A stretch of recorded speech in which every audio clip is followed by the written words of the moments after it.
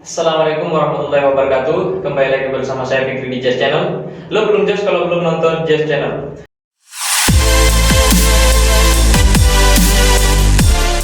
Dalam video kali ini kita akan membahas masalah produktivitas belajar tentang belajarnya mahasiswa yang sekarang mahasiswa diliburkan sama pemerintah.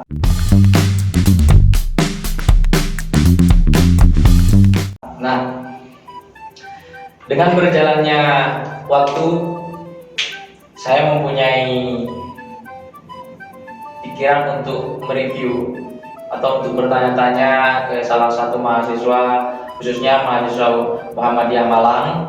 Saya sudah ada teman yang dari mahasiswa Malang. Kebetulan beliau jurusan PGSD di Universitas Malang. Nah, di sini brother kita akan bertanya masalah bagaimana mereka belajar sekarang. Yang dulunya mereka belajar di di ruangan, ketemu dosen, ketemu teman-temannya, dan adanya wabah ini, mereka harus belajar di rumah dan mereka pun harus mengerjakan di rumah. Seperti itu ya Mas Aziz ya. Iya. Ya. Nah, sebelum itu saya akan perkenalkan dulu. Nama teman saya ini adalah Ariful Aziz, jurusan PGSD di Universitas Muhammadiyah Malang. Nah, beliau berasal dari Kepulauan Madura, teman-teman. Kepulauan Madura, bukan orang Madura sebenarnya, cuma beliau ini hanyalah Kepulauan Madura saja. Ya, tetapi kita ikut Kabupaten Madura seperti itu. Nah, di sini saya akan langsung saja mempertanyakannya kepada Mas Aziz, bagaimana kendalanya belajar yang sebelumnya dia belajar di kampus, sekarang dia harus belajar di rumah dan mengerjakan di rumah. Apakah belajar di rumah itu produktif ataukah menambah atau malah mengurangi daya belajar mereka, atau bagaimana? Kita kan tidak tahu, makanya kita akan bertanya-tanya sahabat. Ya oke, kita akan langsung bertanya. Oke Mas Aziz, gimana kabarnya? Alhamdulillah sehat. Nah, di sini saya kan bertanya kondisi sekarang ini kan masnya kuliahnya itu di rumah, belajarnya itu di rumah. Nah, untuk pengaruh belajar di rumah dan pengaruh belajar langsung di kampus itu seperti apa? Ini saya panggil Kak aja ya. Kak Fikri. Kalau kita melihat atau kita melihat kondisi sekarang, itu kan kita digegerkan dengan namanya virus corona ini atau bisa disebut dengan COVID-19 ini. Ya. Nah, kalau produktif atau tidak produktifnya pembelajaran itu kalau menurut saya ya, kalau kita melihat dari tatap muka, awalnya kita belajar tatap muka dan akhirnya kita belajar melalui online, itu sangat tidak efektif kalau menurut saya. Karena kenapa? Yang pertama, kenapa saya mengatakan tidak efektif, yaitu karena daya kritis kita itu akan menurun. Dan yang kedua, saat kita melalui pembelajaran online itu, kalau istilahnya itu kita bisa mengelabui dosen kita sendiri. Nah, misalnya seperti contoh kayak kita belajar di Zoom atau di WA atau LMS. Nah, tapi yang sering dipakai sama dosen itu memakai WA sama Zoom ya. Kalau kita melihat dari WA dari Zoom ini sangatlah tidak efektif kalau menurut saya. Karena saat mahasiswa misalnya dosen menyuruh kita untuk absen, terus dosen memberikan sebuah materi atau penjelasan di WA itu, mahasiswa itu kalau bagi saya itu tidak akan memperhatikan dosen itu untuk menyimak penjelasan dosen tersebut. Nah, dan langsung tidak dikontrol lah. Tidak dikontrol sama mahasiswa. Bahkan dan kalau kita melihat dari Zoom juga itu sangat tidak efektif. Misalnya kalau di dalam Zoom itu kita presentasi, misalnya teman-teman presentasi, terus kita sebagai mahasiswa di situ juga menyimak apa yang disampaikan oleh teman-teman. Nah, di situ juga saat kita mengeluarkan argumentasi kita itu sangat terbatas, karena misalnya teman-teman presentasi mengajukan pertanyaan, siapa yang ingin bertanya, terus saya misalnya seperti contoh saya akan bertanya, itu ibaratnya bodoh amat lah ya, langsung direspon ya, soalnya itu tadi ya. Nah, dan kendalanya juga saat melalui via Zoom ini melihat juga kondisi sinyal di rumah kita. Nah, ini kan mahasiswa pulang semua ini kan. Semua mahasiswa, rata-rata mahasiswa pulang semua ini ya, pulang. Karena saya nggak pulang karena tahulah sinyal di Madura itu nggak juga tidak efektif, tidak efektif. Nah, makanya itu kurang efektif kalau menurut saya kalau kita melalui via online ini. Nah, sedangkan enaknya itu ada juga ini dari sisi positif dan sisi negatifnya juga ini. Nah, kalau kita melihat dari sisi positifnya bagi mahasiswa ya, bagi mahasiswa itu sangat enak katanya. Sangat enak ya. Salah satunya seperti apa itu? Yang salah satunya seperti misalnya dosen memberikan tugas suruh mengerjakan apa atau bikin makalah, nah itu cukup, terus suruh absen. Nah, terus itu dosen menjelaskan panjang lebar di via Zoom atau via WA itu apa ya? Ibaratnya tidak akan, mahasiswa itu tidak akan memperhatikan sepenuhnya kalau kayak gitu. Hanya kayak ibaratnya itu titip absen ya, tidak memperhatikan lagi. Nah, sedangkan kalau kita melihat dari sisi negatifnya itu ya tidak efektif pembelajaran kita ya. Tidak meningkatkan itu lagi ya, tidak meningkatkan daya pikir kita lebih luas, tidak memberikan tidak memberikan doktrin yang bagaimana kita harus belajar giat, itu tidak ada ya, tidak ada. Dan juga kalau kita melihat kita ini kan setiap per semester bayar uang SPP, uang DPP. Nah, bagi angkatan 19 terutama saya ini kan masih belum masih ada tanggungan DPP, karena angkatan 19 itu bisa dicicil kan per semester, misalnya ada ujian itu baru bayar. Nah, sedangkan kita full bayar SPP dan uang DPP kita itu bayar setiap per semester. Nah, tapi saat diadakannya belajar di rumah ini malah nggak kondusif, dan juga kita tidak menikmati fasilitas kampus. Iya. Nah, sementara harus bayar tadi. Sedangkan kebijakan yang dikeluarkan oleh kampus itu terlalu lambat kalau menurut saya. Terlalu lambat atau malah tidak direspon sama sekali. Nah, bisa dikatakan tidak merespon sama sekali. Misalnya kalau kita melihat dari kampus-kampus lain itu diberikan potongan SPP. Nah, misalnya seperti di UMY itu diberikan per semester itu 150 kan ada keringanan itu ya. Bukan berarti saya ini akan membandingkan kampus saya dan kampus lain, tidak. Tapi kita di situ harus melihat kondisi lah gitu. Kita didorong terus suruh bayar SPP, bayar gini, tapi fasilitas yang kita dapatkan tidak ada. Itu tadi karena emang ada wabah COVID-19 itu. Nah, itu dia brother. Memang belajar di rumah dan belajar langsung ketemu dosen atau belajar langsung di kampus itu memang sangat berbeda, jauh berbeda. Yang pertama yang akan dirasakan oleh mahasiswa, yang pertama mereka harus kehilangan daya tarik untuk lebih giat lagi belajar. Karena apa? Karena tidak ada kontrol. Karena tidak ada kontrol langsung dari dosen pun tidak langsung langsung mengontrol mereka dari ruangan dari sebelumnya di kelas, sekarang di rumah masing-masing. Nggak mungkin langsung dosen langsung mengontrol secara langsung. Nah, sedangkan yang kedua yang membuat mahasiswa itu kurang efektif belajarnya, ya mahasiswa sekarang karena belajar di rumah, karena belajar online, dosen memberikan tugas, mereka hanya sebatas ya udahlah saya absen aja, udah selesai. Nah, di sini mana mereka mau buat lebih cerdas lagi, bagaimana mereka mau lebih efektif lagi belajarnya, sementara kalian tahu sendiri belajar online itu bagaimana?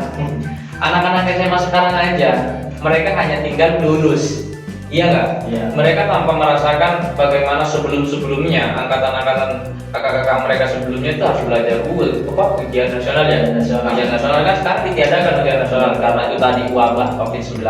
Nah, jadi yang ketiga, mereka ini kan mahasiswa, mereka harus bayar SPP, mereka harus bayar DPP. Tolonglah, ini juga harus dikondisikan. Sementara mereka belajarnya online, di sisi lain juga mereka harus bayar SPP dan DPP dengan secara full ya, full, nggak ada kebijakan. Nah, nggak apa-apa mereka bayar full atau bayar semuanya karena emang tanggungan mereka sendiri. Karena namanya orang belajar harus berkorban lah. Tapi kan ini kan tidak efektif atau bisa dikatakan ya mereka tidak bisa menikmati fasilitas kampus dengan sebelumnya. Mereka bayar dengan jumlah yang sangat besar, mereka tidak bisa menikmati fasilitas dari kampus. Nah, seharusnya dengan adanya wabah COVID-19 ini mereka belajar di rumah, yang minta tolong lah, yang bisa yang minta tolong kepada para jajaran kampus ya, terutama diminimalisir lah bagaimana mereka ini bebannya juga berkurang, jangan atau bisa langsung atau bisa jadi mereka harus dikurangi lah dulu untuk masa ini kedua beberapa bulan ke depan, dikurangi masa SPP-nya atau DPP-nya kan bisa dia kata kalau bahasa bahasa perdagangan itu didiskon lah ya, didiskon. Nah, kalian tahu sendiri teman bapak brother, orang tua kalian itu juga suruh diam di rumah. Bagaimana mungkin sementara SPP kalian itu berlanjut, berjalan, bahkan setiap tahun itu naik ya, Indonesia naik. Nah, itu dia. Ternyata memang tidak produktif belajar di kampus, daya tarik itu tidak ada.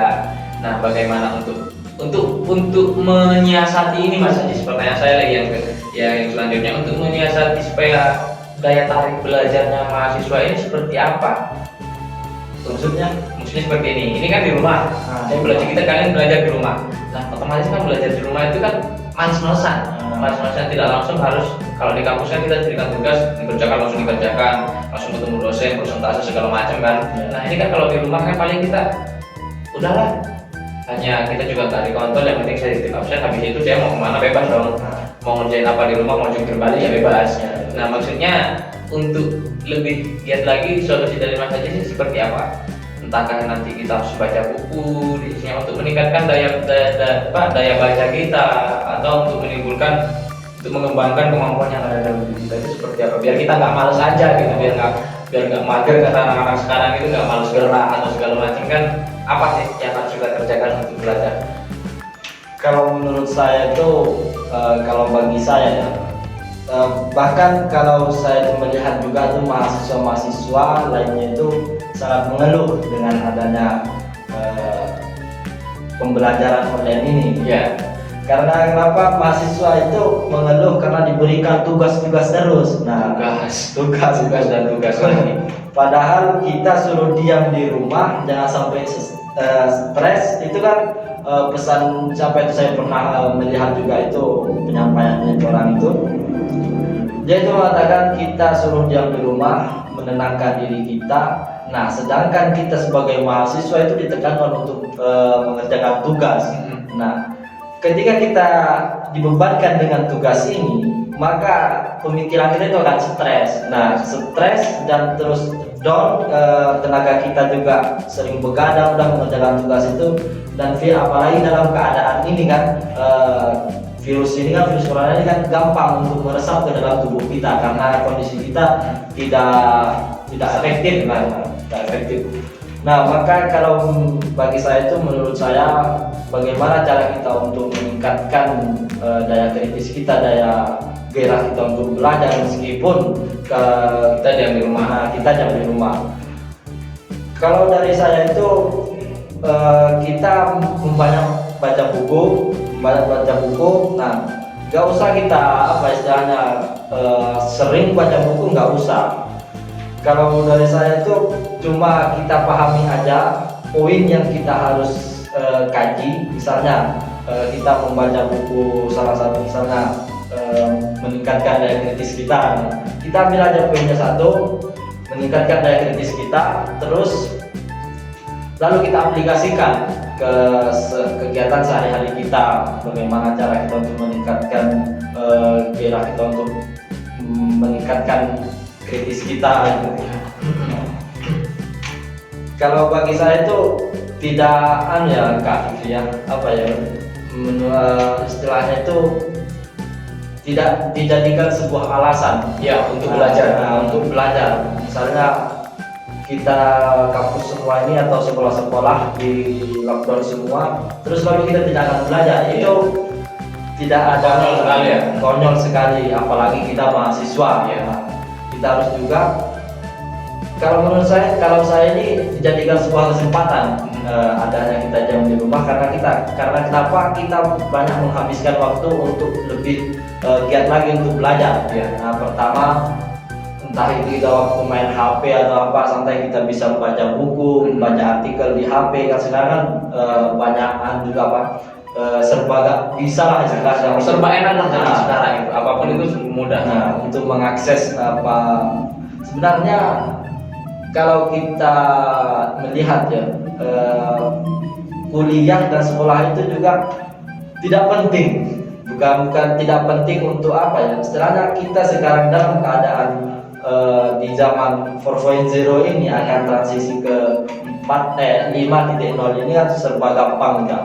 Kita bisa belajar di internet, bisa belajar di media-media sosial, bisa setting juga bisa untuk bisa meningkatkan. Tapi ada juga kita dituntut untuk menuntut ilmu, untuk bisa mengembangkan karakter kita dan juga menggali potensi-potensi yang ada dalam diri kita. Itulah tujuan pendidikan gitu.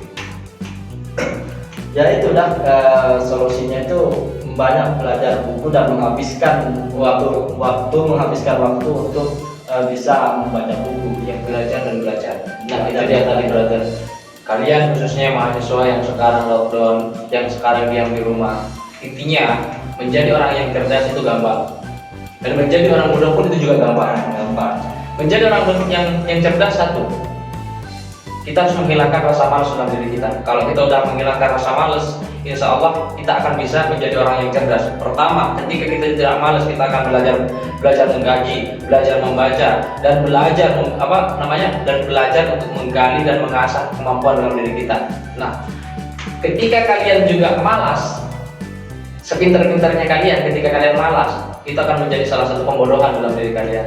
Itu yang harus kalian itu yang harus kalian tanamkan dalam diri kalian, untuk menghilangkan rasa malas. Karena semua orang yang ada di dunia ini nggak ada yang bodoh, nggak ada yang bodoh. Yang ada hanyalah orang malas. Kalau ada orang malas, maka akan timbullah orang bodoh seperti itu. Nah, oke brother, itu dia salah satu salah satu konsekuensi, salah satu kendala, salah satu juga salah satu konflik di era mahasiswa, di kalangan mahasiswa sekarang ini dengan adanya wabah COVID-19. Jadi kita sama-sama menjaga diri, mengisolasikan diri di rumah itu lebih baik bagi mahasiswa. Tetaplah di rumah, tetaplah juga menjaga kesehatan untuk bisa meminimalisir penyakit wabah 19 ini, wabah COVID-19 maksudnya.